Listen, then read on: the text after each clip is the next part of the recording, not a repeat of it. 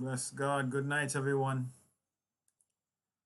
Always a great pleasure to be here with the people of God.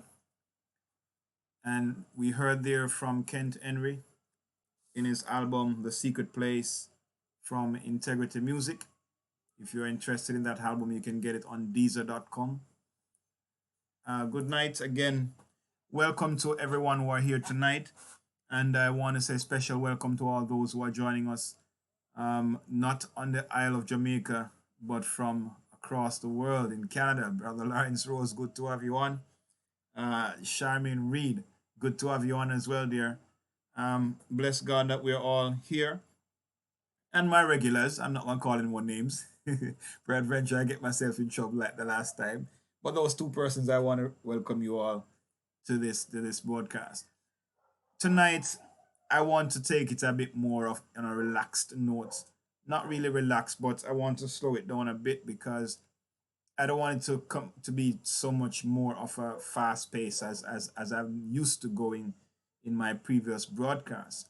I would like to slow it down a bit where we can spend some time and have a little interaction because you know that I love to interact, especially when I teach on the scriptures. And so I want to incorporate a little interaction tonight, and I hope that you'll all participate because without your participation, then it's not going to work as it should. So I hope you get involved and participate as you should. Amen. Bless the Lord. Hallelujah. Let's just commit the time to God as we ask His blessing on our night's studies. Hallelujah. Father, we give you thanks, O God, for your goodness, your love, your mercies. I pray, O God, that your peace remain, and that your peace, O God, will keep on and continue, Father, to guide our hearts along the path you have designed for our lives. Tonight, as we come before you, Lord God, to once more draw from your words the truth it contains, and to once more, Father, dig in and to learn some more of the principles of your word so that we can, Father, become much more of your instrument and your witness in this earth. We ask you, God, that you let your Holy Spirit guide and direct our every thoughts even now. Guide our hands, guide our minds, guide our hearts, Father, as we go into your words, that we will once more be guided into all truth by your Spirit. We ask you, Lord, to have your way in us as we commit our faculties to you right now. In Jesus' name, amen. Bless the Lord. All right, so tonight we want to continue our look into the Holy Spirit, and specifically tonight we want to look at the baptism in the Holy Spirit.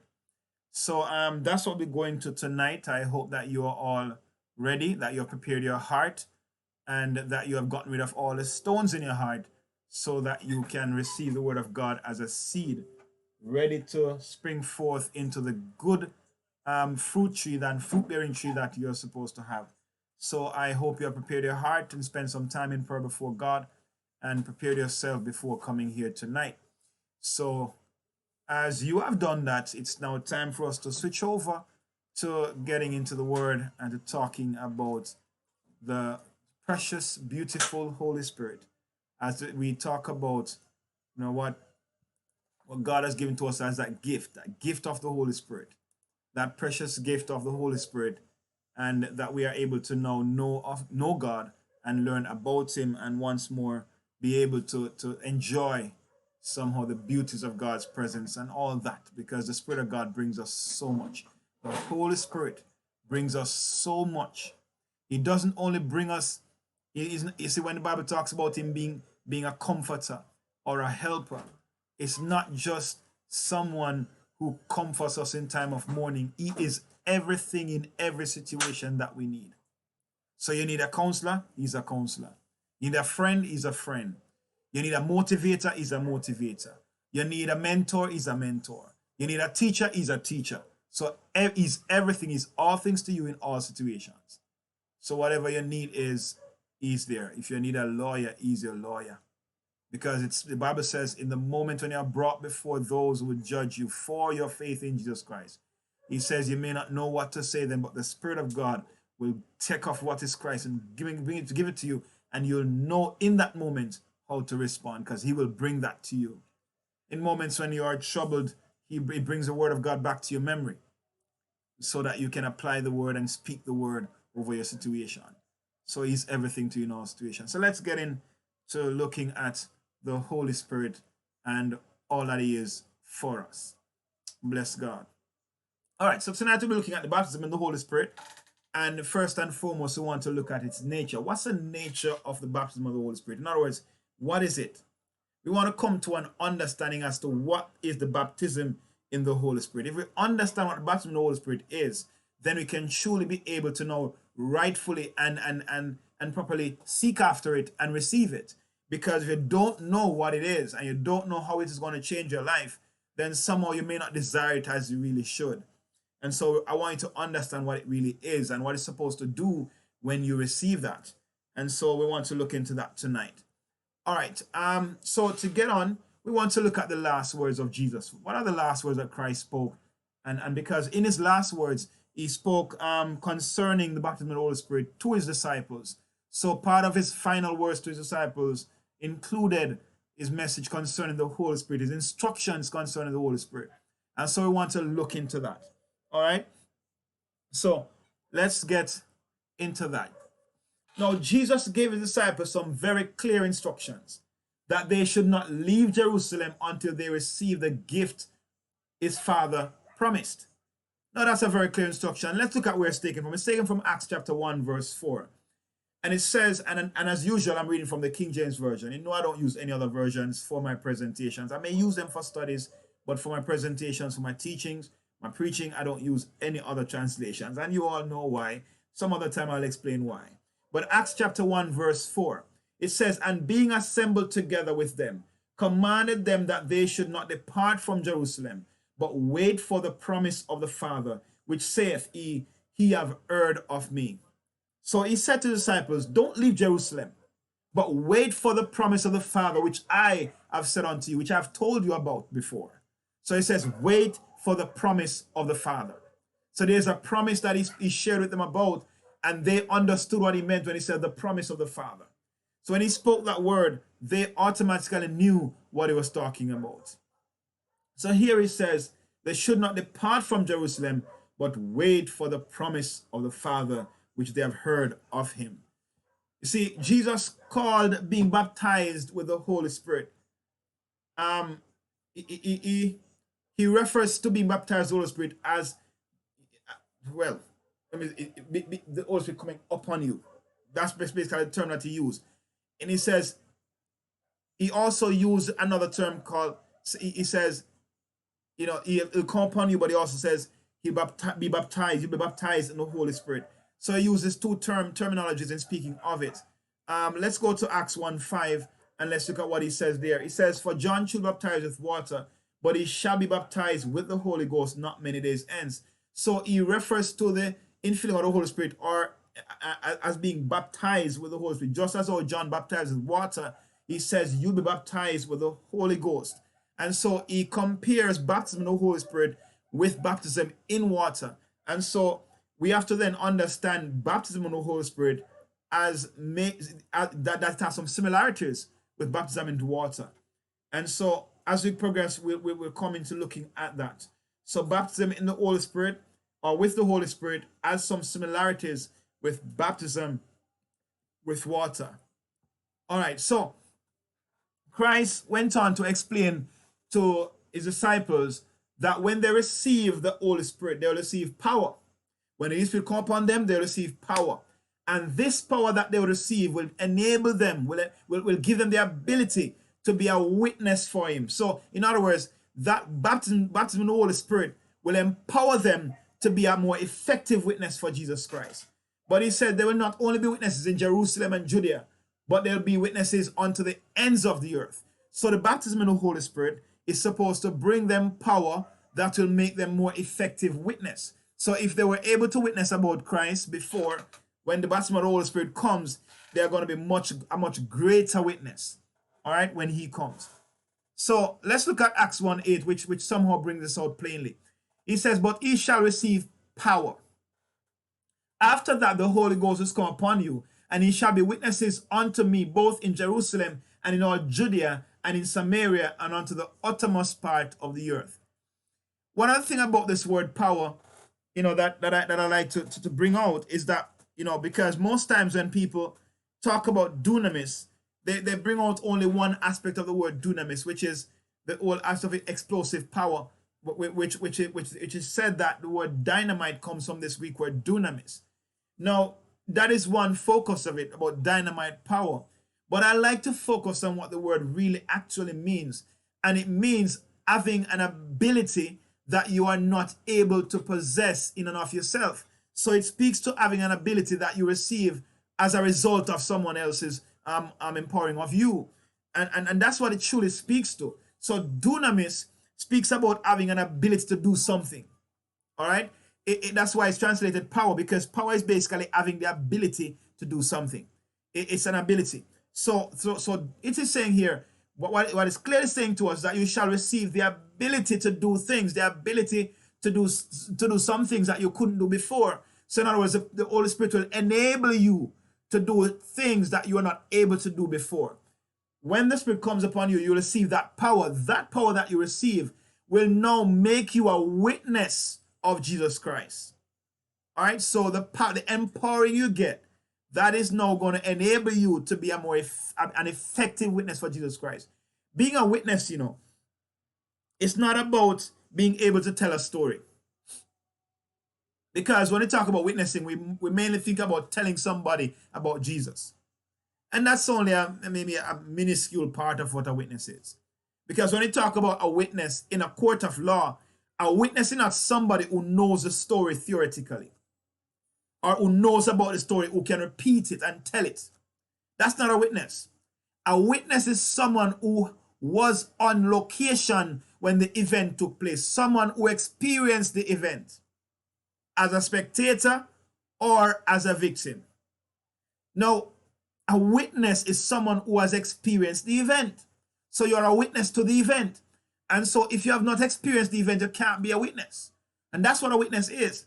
So the Bible is saying here, it's telling us that whatever power the Spirit gives to us will make us witnesses. In other words, will make us experience Jesus Christ.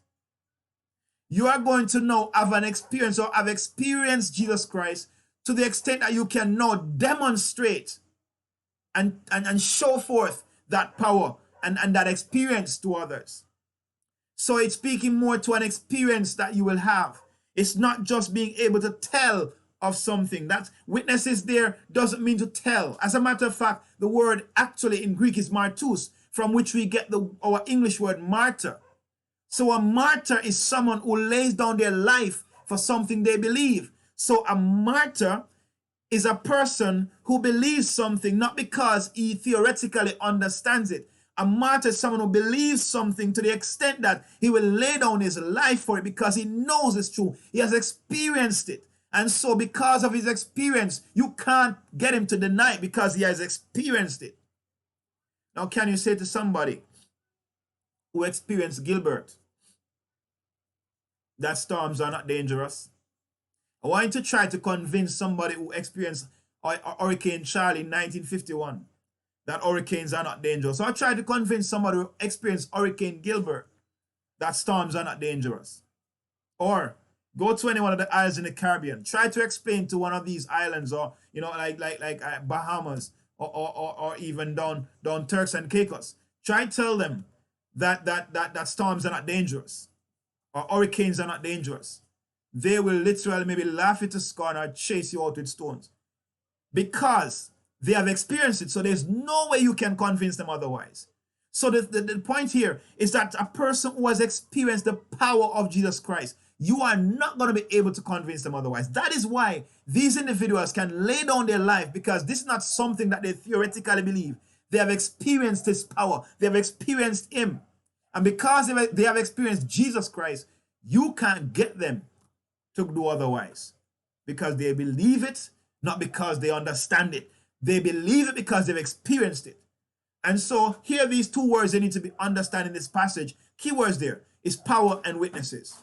If you understand what power means and understand what being a witness is, then you will understand clearly what baptism in the Holy Spirit is supposed to bring you. The baptism in the Holy Spirit is going to empower you, and you are going to experience Jesus Christ. The same experience the apostles had of Jesus Christ you are going to experience the same thing. The miracle working power of Jesus Christ, you are going to experience it. The Jesus who spoke about different issues that were surrounding these men who were called Pharisees and Sadducees, he was able to speak their very thoughts because of the Spirit of God. You are going to be able to experience that because the Spirit of God will empower you to do that. The prophetic utterances Christ made, you are going to be able to experience that because of the baptism in the Holy Spirit, because he will empower you to be a witness, which means he'll empower you to experience that. And so you'll be a witness wherever you go. Whether you open your mouth, yes or no, you are going to be a witness of Jesus Christ because you've experienced it. You see, have you ever noticed that our experience shapes our behavior? Our experiences sometimes affect our behavior and shapes the way we talk and shapes the way we think. In truth and in fact, though, we have to be very careful as to how we allow our experiences to shape our behavior, because especially our negative experiences, we have to be very particular about how we allow those experiences to shape our behavior. But you can notice how these things shape our behavior. Because a person who has been burnt or scammed is very cautious about how they respond to persons who are soliciting help from them online or soliciting their input into a particular program online. And sometimes these persons are very so cautious that they don't get involved in any network marketing program because of how they have been scammed. So sometimes our experiences can shape our behavior, and so virtually or maybe in some extent shape our destiny. And so in that part, we have to be very careful. But the point here is that our experiences will shape the way we behave and the way we act and the way we speak. So if we experience Jesus Christ, that experience is going to shape our life. It's going to literally determine how we behave. It's going to determine how we talk. It's going to also determine the friends we have. It's going to determine the very basics of things we do in life. It will very much determine how our experiences, our subsequent experiences and the things we allow into our lives. So our experiences many times will shape a lot of things concerning our life. Nonetheless, let's move on. This particular verse in Acts chapter 1 verse 8. It is my belief, based on the story and the narrative of Acts, that this particular verse, it shapes the very core of this book. It is the nucleus of the book of Acts. In other words, the book of Acts, all the stories it tells, all the incidents it speaks about, all the events it speaks about, these incidents and the accounts of the story of Acts, the inspiring accounts of this book, it all teaches us how the disciples, how they receive the baptism in the Holy Spirit, and how the Spirit's power enable them to go about proclaiming the gospel with word and power, demonstrating the power of the gospel through signs and wonders throughout their world. All the stories in the book of Acts will point back to this one verse. You receive power after the Spirit comes upon you. So all the stories that comes after this are demonstrating how this power is manifested in the life of the believer. So Peter and John and the apostles were walking to the temple. I think it was Peter and John was walking to the temple.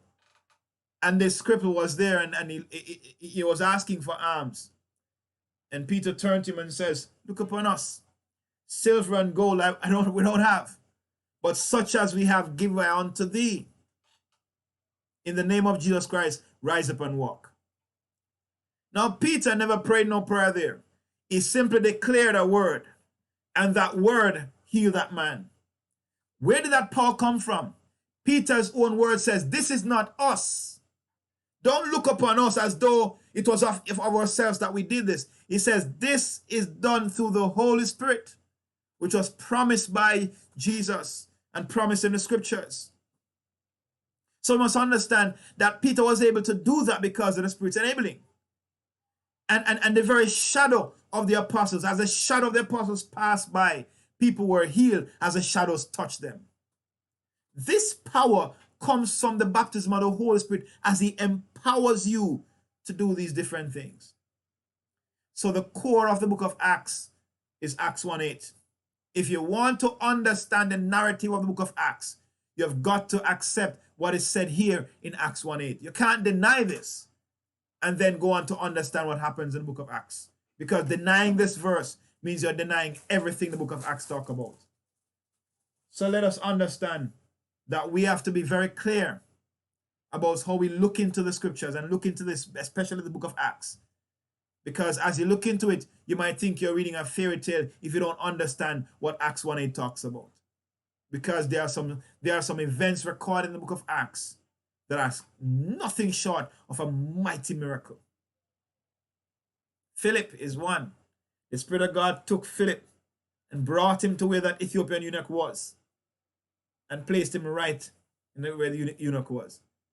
Now, I don't know if it was some what you'd call, there's a term they use for this in the scientific world, where you literally beam from one point to another. I don't know if it was some beaming that the Spirit of God beam him over, or whether the Spirit of God enabled him to run fast to reach there. But some way or the other, the Spirit of God took Philip and brought him to where the Ethiopian eunuch was. That's how powerful the Spirit of God upon an individual can be. How powerful it can be. It can literally take you from one point to the next.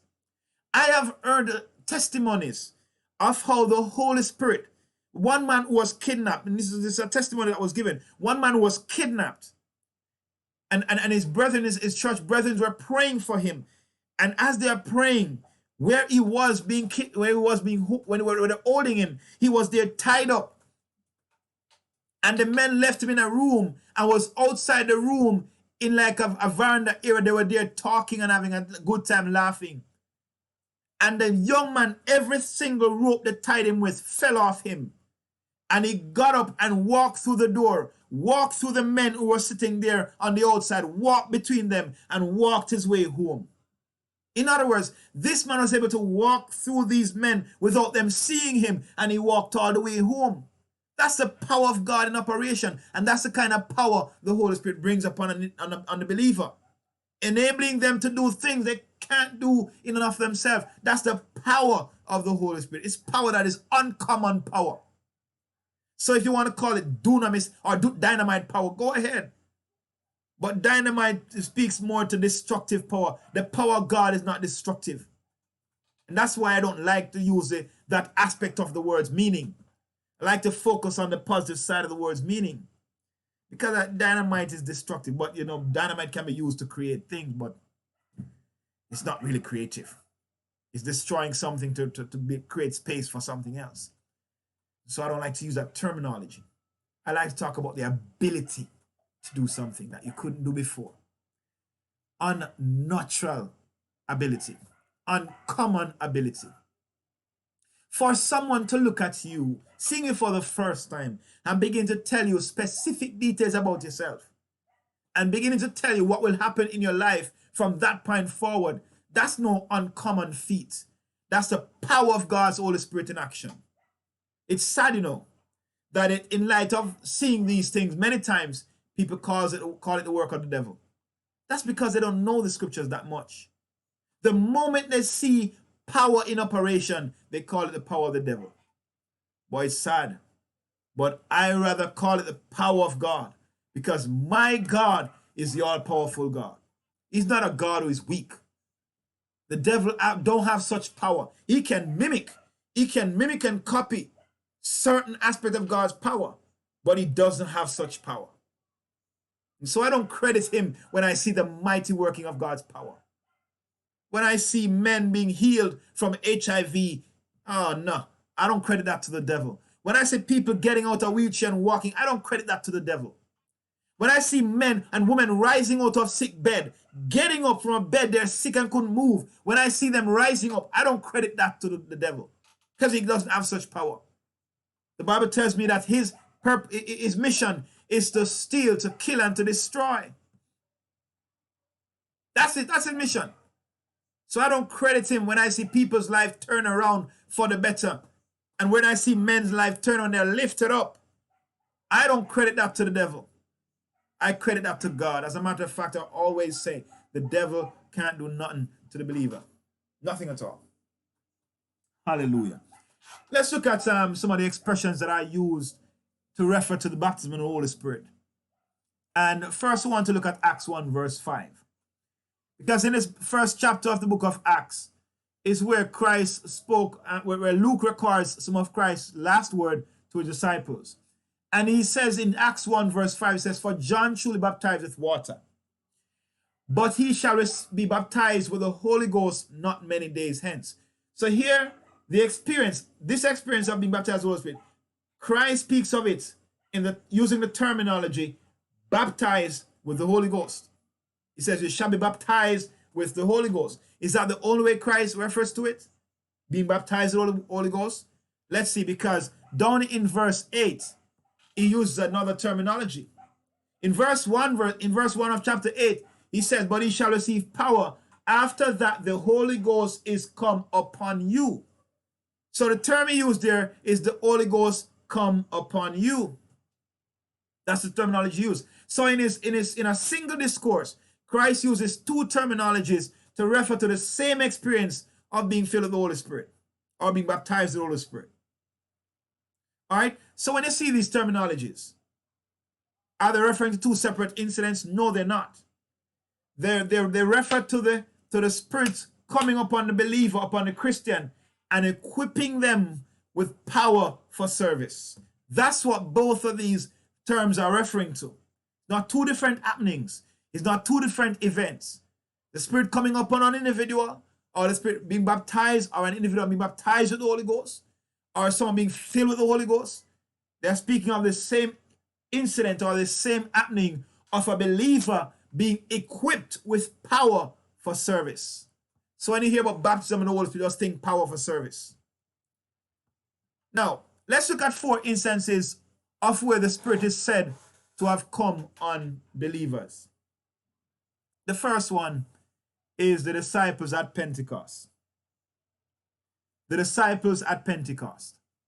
Now, it says in Acts 2:17, "And it shall come to pass in the last days, saith God, I will pour out my Spirit upon all flesh, and your sons and your daughters shall prophesy, and your young men shall see visions, and your old men shall dream dreams." So here, it is Peter speaking, and he's referring to as the scripture that is found in the book of Joel chapter 2 verse 38 or 32, I believe. And he says here, he's quoting the scriptures, and he says, "And it shall come to pass in the last days, saith God, I will pour out my Spirit upon all flesh." And here, this is talking about the believers, the apostles, the disciples on the day of Pentecost being filled with the Holy Spirit. That's what Peter was referring and talking about. And he's saying that this that they are now seeing, or this that they have seen, is a fulfillment of this scripture. So this is this whole incident was spoken about. The disciples receiving the baptism of the Holy Spirit on the day of Pentecost. Another event or incident of believers receiving the baptism of the Holy Spirit is the Samaritan converts. In Acts chapter 8, verse 15 to 17, it says, "Who, when they were come down, prayed for them, that they might receive the Holy Ghost. For as yet he was fallen upon none of them. Only they were baptized in the name of the Lord Jesus. Then laid they their hands on them, and they received the Holy Ghost." That's the disciples laying hands on the Samaritan believers, and they received the Holy Ghost. But here, look at the terminology that is used to refer to the same incident. It says, "Who, when they come down, they prayed for them that they might receive the Holy Ghost."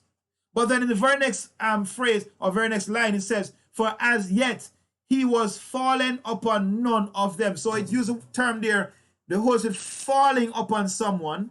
But just before that, it says they might, that they might receive the Holy Ghost. So in one instance, we're talking about them receiving the Holy Ghost, and here in the same verse, it's speaking of it as the Holy Spirit falling upon them. And so those are some of the terminologies used. And another incident, another event of the Holy Spirit coming is the household of Cornelius in Acts chapter 10. Peter going to the house of Cornelius. So in verse 44 it says, while Peter yet spake these words, the Holy Ghost fell on all of them which heard the word. So here it talks about the Spirit of God, the Holy Spirit falling upon them. And the fourth incident of the Spirit coming upon individuals or coming upon believers is of the Ephesian believers. In Acts 19:6, it says here, and when Paul had laid his hands upon them, the Holy Ghost came on them, and they spake with other tongues and prophesied. So here it talks about the Spirit of God coming upon the believers. Paul laying upon their hands upon them, and the Spirit came upon them, and they spake with other tongues and prophesied. So here, there are 4 occasions of the Spirit coming upon the believers. And the thing is, as we assess these passages, from the passages that describes the experience of the 4 groups listed above, we can see what other expressions are used in scriptures to speak of this experience of the Holy Spirit. So understanding, I'm simply saying to you that there are passages in the scriptures that describes and talk about these 4 events. So from these passages, we can see the various expressions used to talk about the experience of the Holy Spirit, or experience the Holy Spirit. And the first phrase that's used here is baptized, being baptized in the Holy Spirit. So let's look at some passages that talks about the experience of the Holy Spirit and referring to it as being baptized in the Holy Spirit. Acts chapter 1 verse 5 is one of those, and we see where it refers to it as being baptized with the Holy Ghost. Acts chapter 11 verse 16 also speaks of it as being baptized with the Holy Ghost. It says, then remembered I the word of the Lord, all that he said, John indeed baptized with water, but he shall be baptized with the Holy Ghost. All right, so that, again, speaking of the same event, speaks of it in terms of being baptized with the Holy Ghost. Another expression that is used is receiving a promise. In Acts 1 verse 4, it says, and being assembled together with them, commanded them that they should not depart from Jerusalem, but wait for the promise of the Father. All right, so Christ speaks of the baptism of the Holy Spirit as receiving the promise of the Father. All right, so Acts 2:39 also speaks of it as a promise. So it says, for the promise is unto you and to your children and to all that are far off, even as many as the Lord our God shall call. So there again, the term is used, the promise of the Father, or for the promise is unto you. So it speaks of as receiving a promise. So the baptism of the Holy Spirit is spoken of as receiving a promise. The next expression that is used is the expression of receiving a gift. In Acts 1 verse 4 again, we can use the same scripture to see that Christ is talking about the baptism of the Holy Spirit as receiving a gift. Because here it says, and being assembled together with them, commanded them that they should not depart from Jerusalem, but wait for the promise of the Father, which saith he have heard of me. Let's look at another verse, Acts 2:38. And Peter said unto them, repent and be baptized, every one of you, in the name of Jesus Christ, for the remission of sins, and ye shall receive the gift of the Holy Ghost. All right, so there it is spoken of as receiving a gift. Again, in verse 18 of Acts 8, it says, when Simon saw that through laying on of the apostles' hands the Holy Ghost was given, he offered them money. So here I speak of the whole event as the Holy Spirit being given to someone. So again, giving something is actually giving a gift. So it is in essence, the whole act is spoken of here. The expression is that of receiving a gift. All right. Now another scripture here in verse 20 of the same Acts 8. But Peter saith unto him, thy money perish with thee, because thou hast thought that the gift of God may be purchased with money. So here Peter explicitly and clearly states that the experience of the Holy Spirit is a gift of God. All right, so it speaks of it as receiving a gift. Acts 10:45, in the whole experience of Cornelius, here, it says, and they of the circumcision which believed were astonished, as many as came with Peter, because that on the Gentiles also was poured out the gift of the Holy Ghost. So these Jews were surprised that the gift of the Holy Ghost was poured out upon Cornelius' house. So here again, we see two expressions used: the pouring out of the Holy Spirit and the Holy Spirit as a gift being given. All right. In Acts 11:17, it says, for as much then as God gave them the like gift as he did unto us, who believed on the Lord Jesus Christ, what was I that I could withstand God? Here again, the experience of the Spirit is spoken of as a gift that is given, because God gave them that gift. Another expression here that is used is receiving power to be witnesses. All right, and you know the classic scripture for that, right? Acts 1:8.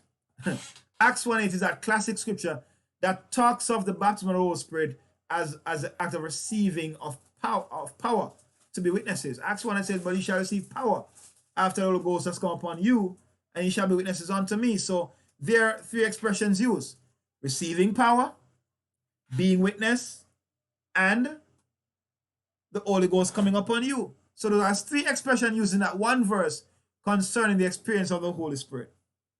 All right? It's also spoken of as receiving the gift of the Holy Spirit, or receiving the Holy Spirit. So in essence, you have to understand that it's still speaking of the old concept of receiving a gift. But receiving the Holy Spirit.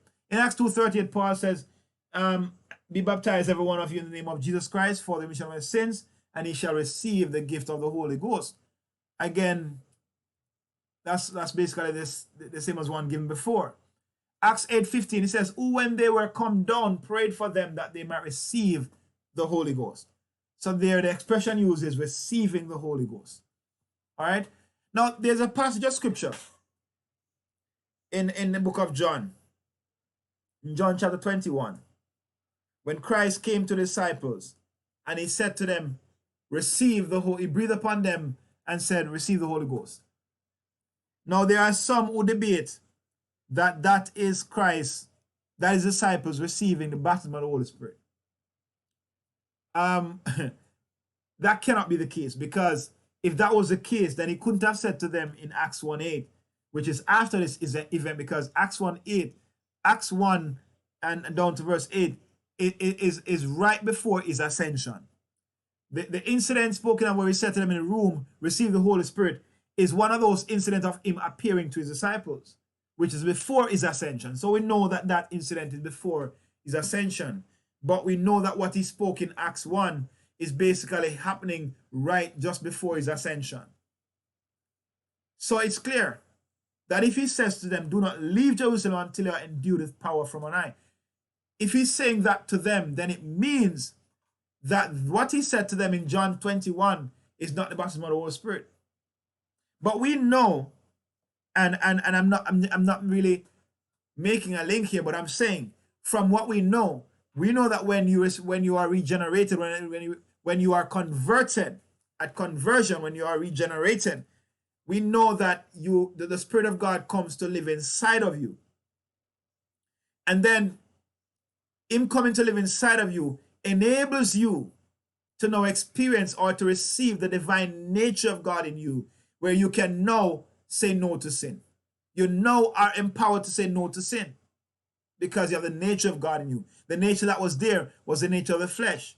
But now you have the nature of God in you. And as you receive of that nature, it now subverts the nature of the flesh, which is one of the reasons why fasting is so important, because the more you fast is the more you strengthen your spirit man to now subvert the desires of the flesh. In other words, you are denying the flesh its desire so that the desires of the spirit man can come to the fore. You are fulfilling the desires of the spirit man and you are suppressing the desires of the flesh man. And the more you suppress the desires of the flesh man is the more you can give rise to the desires of your spirit man. But there's a caution I must give you concerning fasting though, my friends. Because as believers, we would think that fasting it can be done by anyone.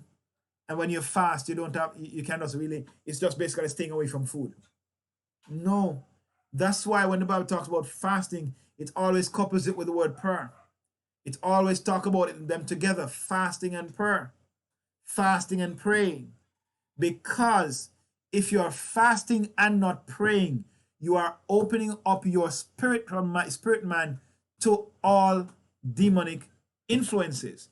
And so as you open up and make your spirit man more open, you are now opening doors to the access of the Holy of demons or negative spirits. If you're not praying, if you're not in tune with God while you're fasting, if you're not linking with God when you're fasting, you are actually opening doors for those spirits. Those are the spirits. But as you fast and pray, you are opening up your spirit to the Spirit of God. All right? Verse 17 of Acts 8 says, then laid they their hands on them, and they received the Holy Ghost. All right? In verse 9 he says, saying, give me also this power, that on whomsoever I lay hands he may receive the Holy Ghost. So all of these scriptures are talking about the experience of the Holy Spirit as receiving the Holy Spirit. All right? Being filled with the Holy Spirit. Now this is one that is more commonly used in Christian circles today. Being filled with the Holy Spirit. Next to being baptized with the Holy Spirit is the next most common one that is used to refer to this experience of the Holy Spirit. All right? But let's look at where it is used. In Acts 2 verse 4, it says, and they were all filled with the Holy Ghost and began to speak with other tongues as the Spirit gave them utterance. Which are the 4 incidents it's talking about? I mean, somebody can comment and tell me. Because remember that all of these expressions are speaking and referring to one of those 4 incidents that we shared earlier on, the list of 4. So this expression is really speaking of one of those 4 incidents. Anybody can tell me which one this is talking about? When it says that they were filled with the Holy Ghost and began to speak with other tongues as the Spirit gave them utterance. Comment for me, my friend. Let me see.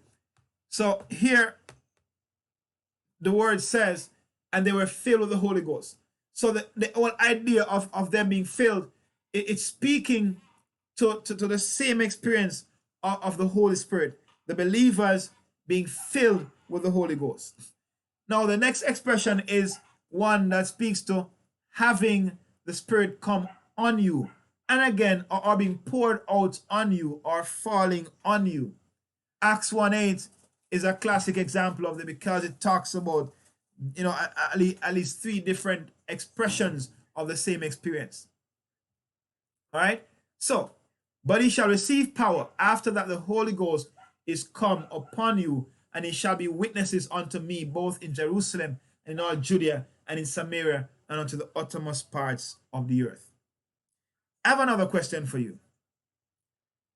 And while you contemplate that one about, which other incident this is talking about, I want you to pay attention here. Because the question I want to ask you is this.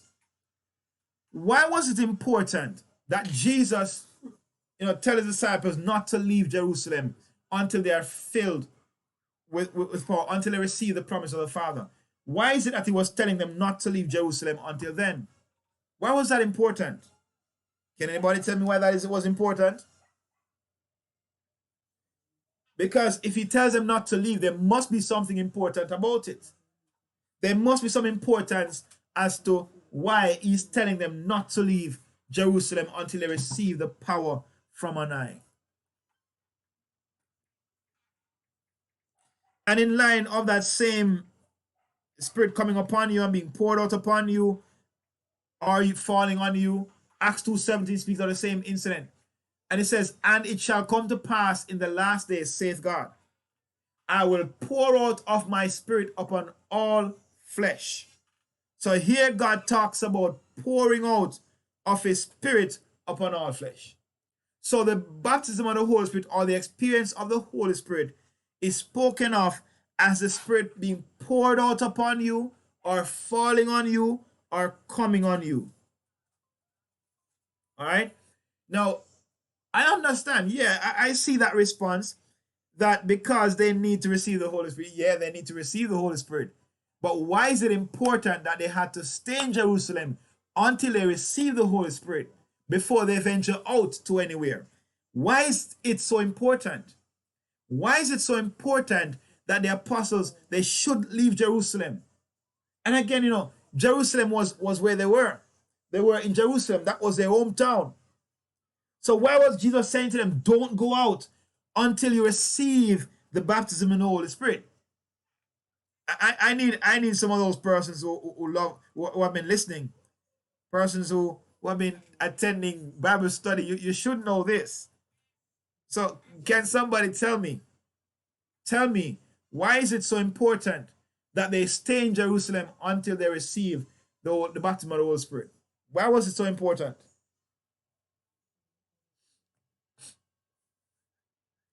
You want a clue? I'm going to put a scripture on the screen so that may help. Let me see if I can get back to it. No, that's not it. Oh, there it is. Nope, that's not it. There it is. That one. If you look at that scripture, it should give you a clue. It should give you a clue, as to why it was important for them not to leave Jerusalem until they receive power. Like I say, I wanted to put some interaction into this, so I'm going to spend some time waiting for your answer because, hey, all right, our dear friend from Canada, Karen, well, she says for them to go out and preach the gospel. Yeah, that is the purpose of it, for them to go out and preach the gospel. And you see, that is why it's practically important for them to wait. And yes, you see, they need to receive the baptism of the Holy Spirit. And that's true. They need to receive it. And you see, because they needed to go out to preach the gospel. Well, put it all together, that's what it would say. Now, because they have to, well, Sister Rose, because they have to have the Holy Spirit and the power of God with them. Thank you very much. So you're all on point. So understand this. You are not going to be able to be an effective witness for Jesus Christ if you're not filled with the Holy Spirit. If you have not received the baptism of the Holy Spirit, if you have not received the Holy Spirit, if the Holy Spirit has not been poured out upon you, you cannot be an effective witness for God. That's as simple as it gets. Because Acts 1:8 tells us, what did it tell us? It says you shall receive power to be witnesses. And this power to be witness will enable you to now go out there and be effective witnesses. So after you receive that power, it is then that you are able to be witnesses in Jerusalem first, in Judea, which is your country, and in Samaria, which is the neighboring countries, and to the uttermost parts of the earth. Now, you have to understand that before you can venture out there to be declaring Jesus, you need the infilling of the Holy Spirit. You need the pouring out of the Holy Spirit upon you. And so, you're all right. You need the Holy Spirit. And because you have to go there to preach the gospel, you can't leave Jerusalem till you get it. So let's bring it home now to us, present day believers. How are you going to bring this into your present day situation? Where would be your Jerusalem? Where is your Jerusalem or your Judea? Because the same instruction applies to us. Christ does not waste words. If he gave an instruction to the disciples of his day, that instruction applies to us. Just as much as when God gave Adam instructions in Genesis, those same instructions were given to us.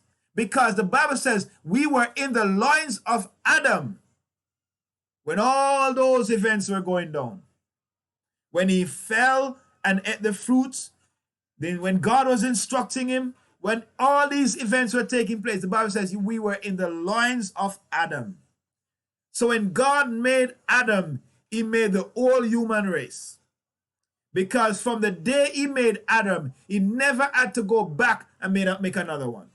And yet right now you have over 6 billion humans on the face of this earth. I think that's way past that now. Maybe that's 7 billion. I haven't checked the statistics recently. But last statistics I know, 6 billion, over 6 billion. So the earth is not populated with that much people, 6 billion. And all God did was make one man. And out of that one man came woman and every other human being. You didn't realize that, right? Woman came out of that one man God made. So God take the woman out of the man. And every other generation of humanity came from that union. Every other nation of human being came from that. Thank you. Here, our friend Karen says, in your home, church, and community. Very good. That is your Jerusalem. Your home church. That is your Jerusalem. You should not venture out from your home church until you are endued, filled with the Holy Ghost. In other words, when you are in your home church, that's where you are supposed to labor and toil and learn.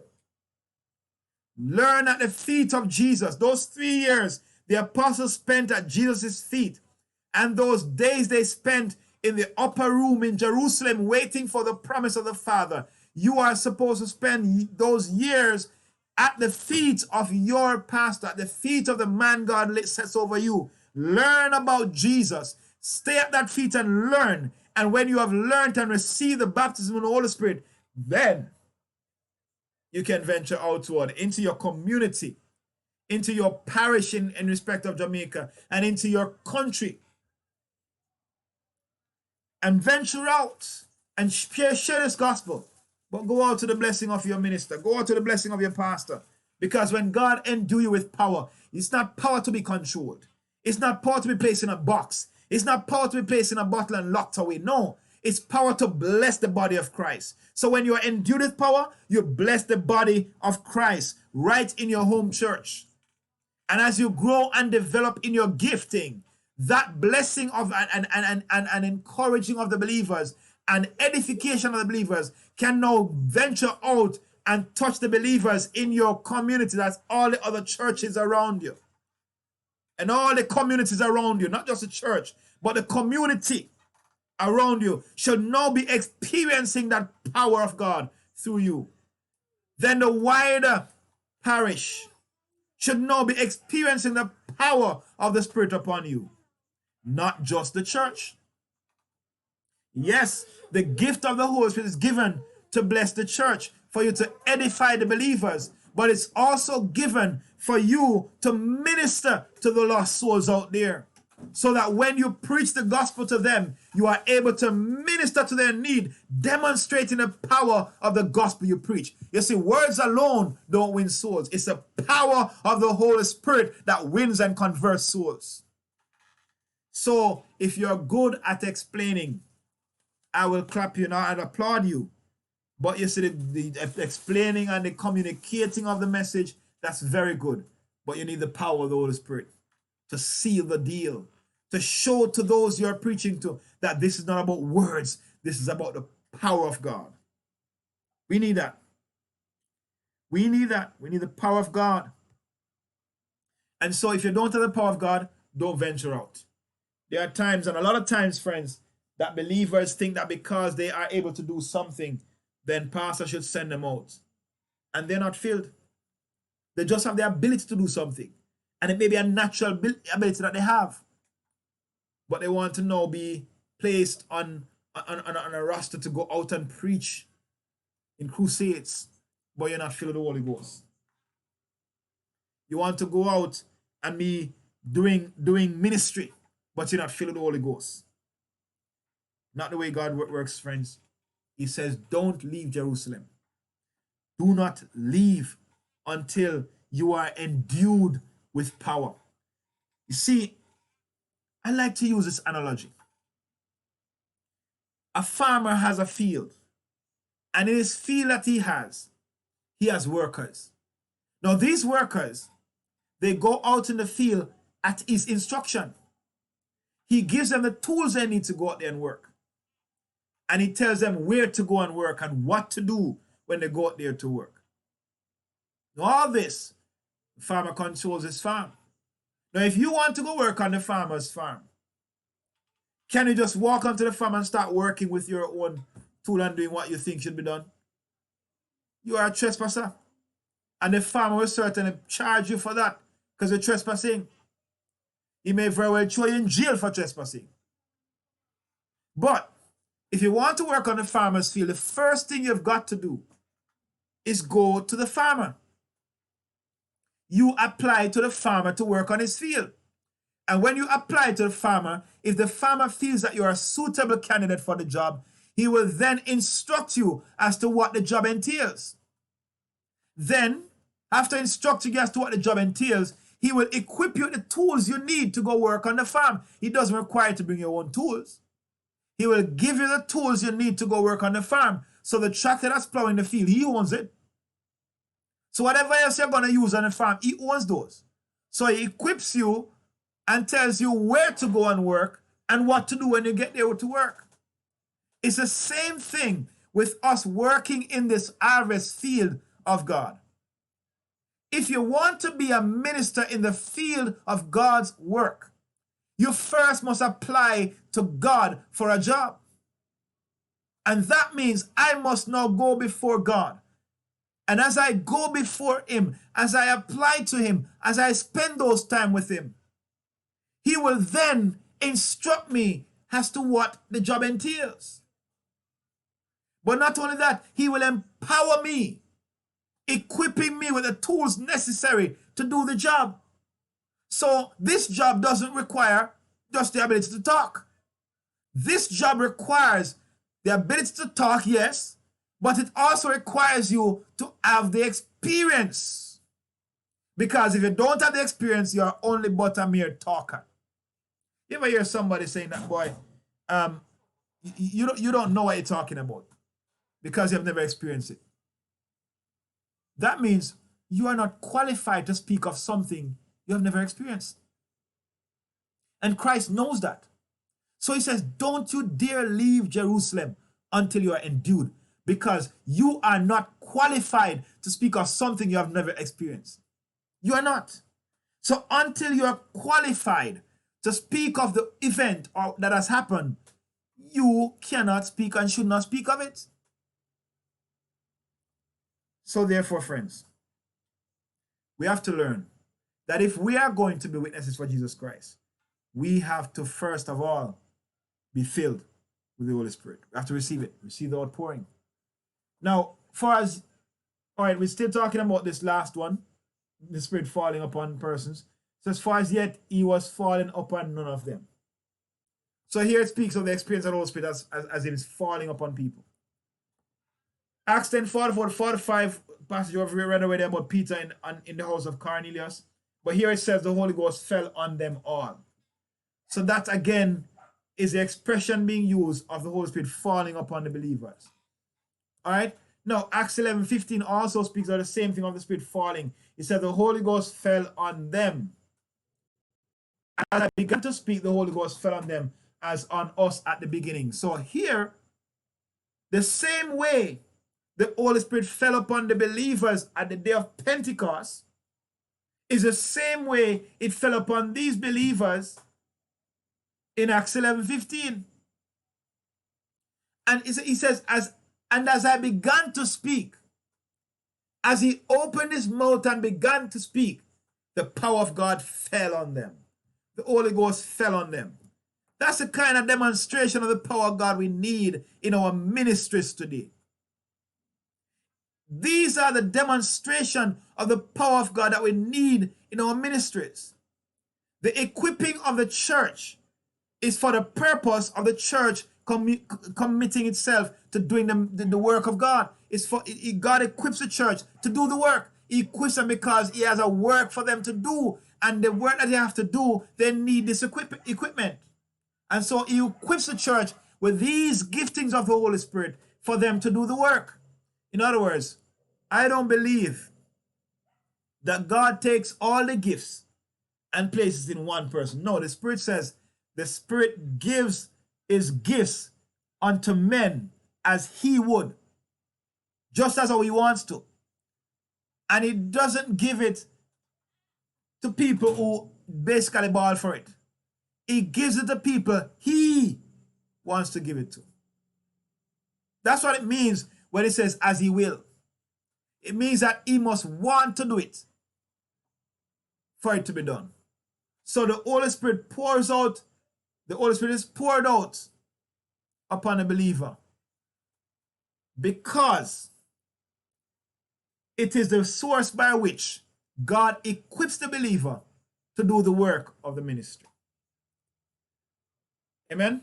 So, it says also here, and when Paul laid his hands upon them, the Holy Ghost came on them, and they spake with tongues and prophesied. Hallelujah. Now, I had asked an initial question earlier on when we were looking at Acts chapter 2 and verse 4. And I asked a question, which of the 4 incidents is Acts 2:4 talking about? And the 4 incidents I'm referring to are these. Let me show you them. They are way back here. Here they are. These are the first 2, the disciples at the day of Pentecost, the Samaritan converts, and the household of Cornelius, and the Ephesians. So those are the 4 incidents of the Spirit's experience in the book of Acts. So of these 4 incidents, we said that when we read through the book of Acts, we find that these incidents are spoken about and described, and the way they are described is various terminologies that are used. But as they are described, it enables us to see different aspects of the baptism in the Holy Spirit. So then, Acts chapter 2 verse 4, which of those 4 experiences is it talking about? And to give you the answer to that, because, well,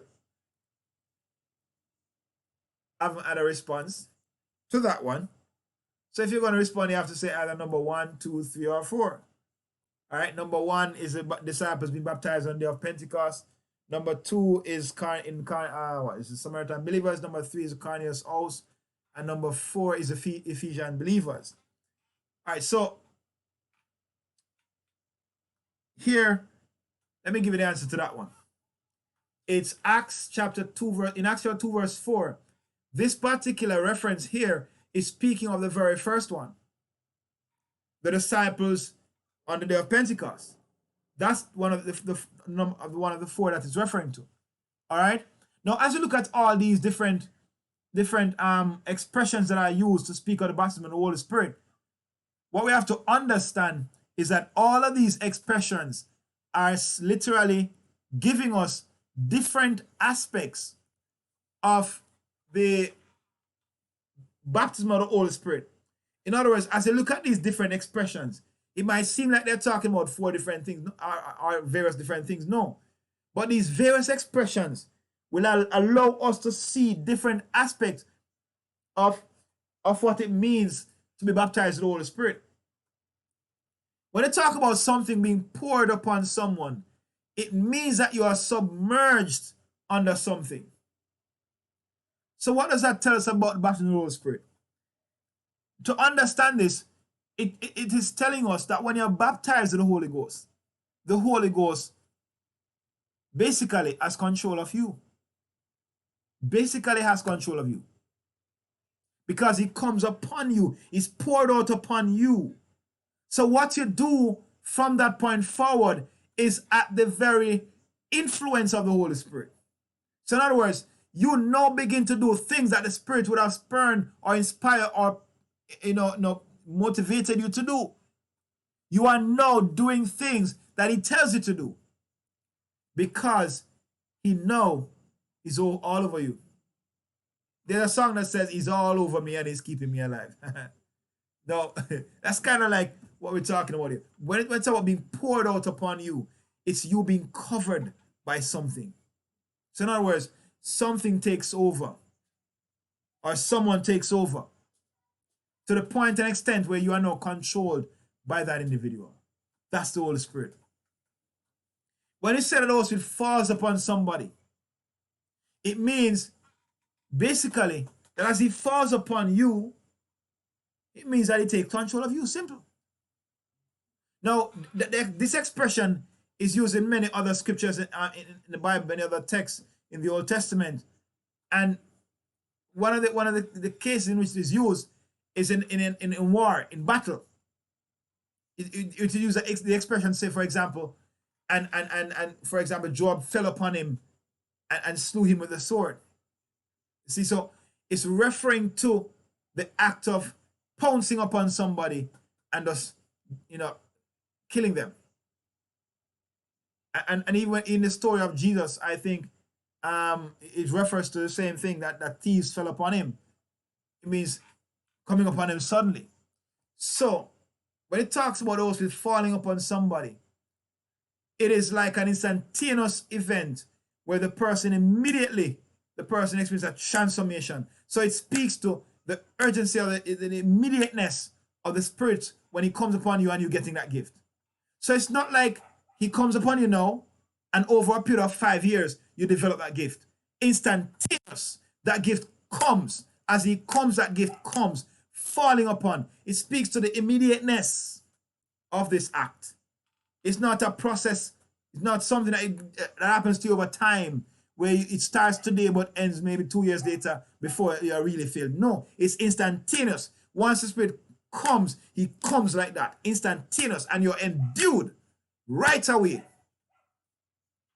The act of you studying for maybe 3 years and learning the rudiments of something is basically you equipping yourself and mentally or whatever to go do the task. But when you get a gifting of the Holy Spirit, it is basically you being endued with power to do it. So you can't tell me that because you're endued, you don't need to study. The Spirit of God enduing you with power to preach, or let me not use preach because preaching is not a gift. Let's say, for example, he endues you with power. And this power, one of the gifting of the Holy Spirit is a gift of word of knowledge, right?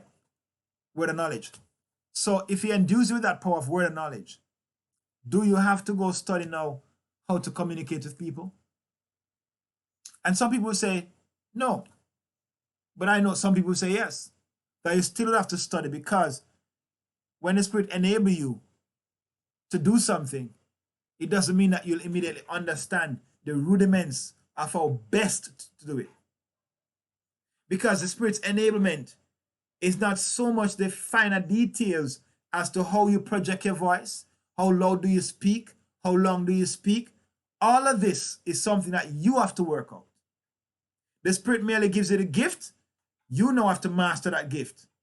And like they would say, you have to own your craft. So you now have to go learn how to master your craft. All right? So a gift, though it's given, you still need to study and master that craft. Okay, so here, friends, I want us to understand really that the baptism in the Holy Spirit is basically to equip you for service. But you can't serve God outside of your home without the baptism of the Holy Spirit. You should never venture out of the home without the baptism in the Holy Spirit. It's your biggest protection and it's your biggest enablement. You have no other means or ways of enabling yourself but through the Holy Spirit. So that when you speak, people get filled.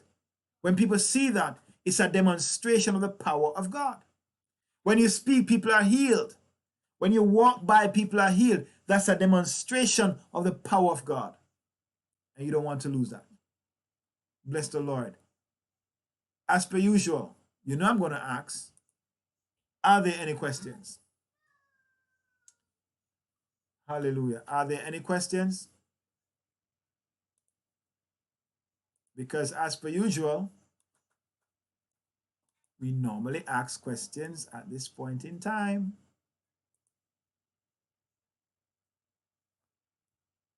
While I wait for questions, if there are any, I want to take this time out to say thanks to all those who have been supporting this broadcast over the period. Thanks to you for being here with me. I had not been for you most times. I mean, I wouldn't know whether or not I'm really reaching anyone. But nonetheless, it is my pleasure to serve you. It's my pleasure to really be here to share the gospel with you and to let you have a chance of hearing the word of God and still continuing your growth in God. Amen. All right.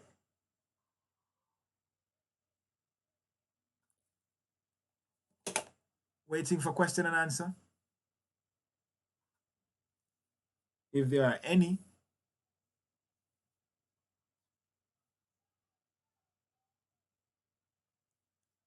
All right. So if there are no question and answers, if there are no questions, we basically would move on to closing off tonight. I would love to really give a shout out to all those who are joining us.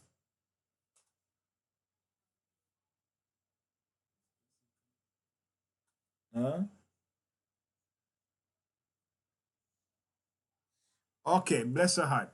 All right, so no questions tonight, and as you know, that's okay. But next week we'll continue to look at the baptism of the Holy Spirit. And so, for those of you who have the text, you can continue reading in the chapter. For those of you who don't, what I would advise you to do is read through the book of Acts chapter 2 and go back through the different incidents that we mentioned.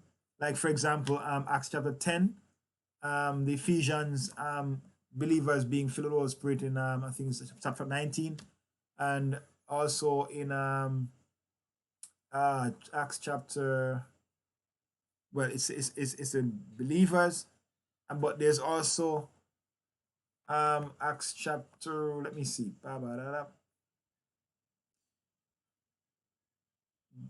I know the first one is Acts chapter 2, so I want you to read Acts chapter 1 and 2, because basically what I want you to do is go through and read these four events.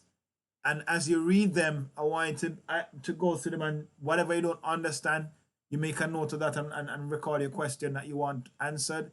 But I want to go through all of these accounts and observe the various happenings in each of these cases.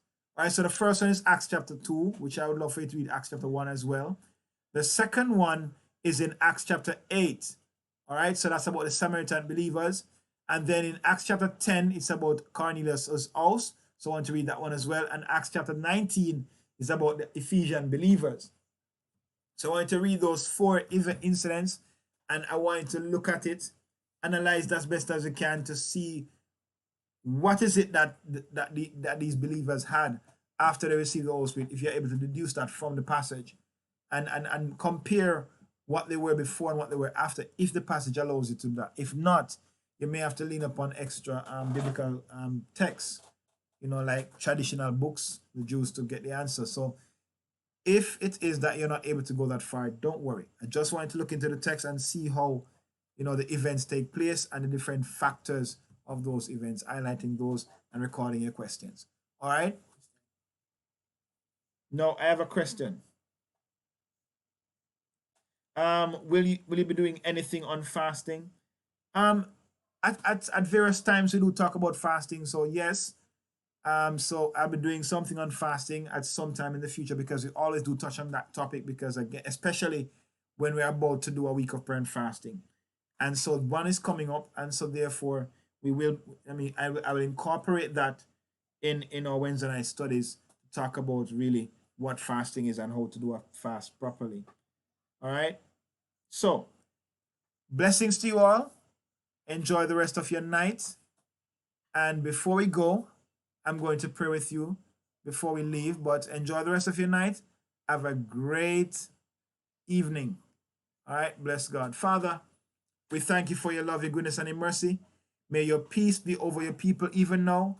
May your hands and your eyes be open always to them, as Father, they are your children. And may your peace rest upon their heart and guide their every decisions so that your name can be glorified and will be glorified in their lives. We give you all the thanks and all the praise tonight. In Jesus' name, amen. Have a great night, everyone, and see you on Sunday.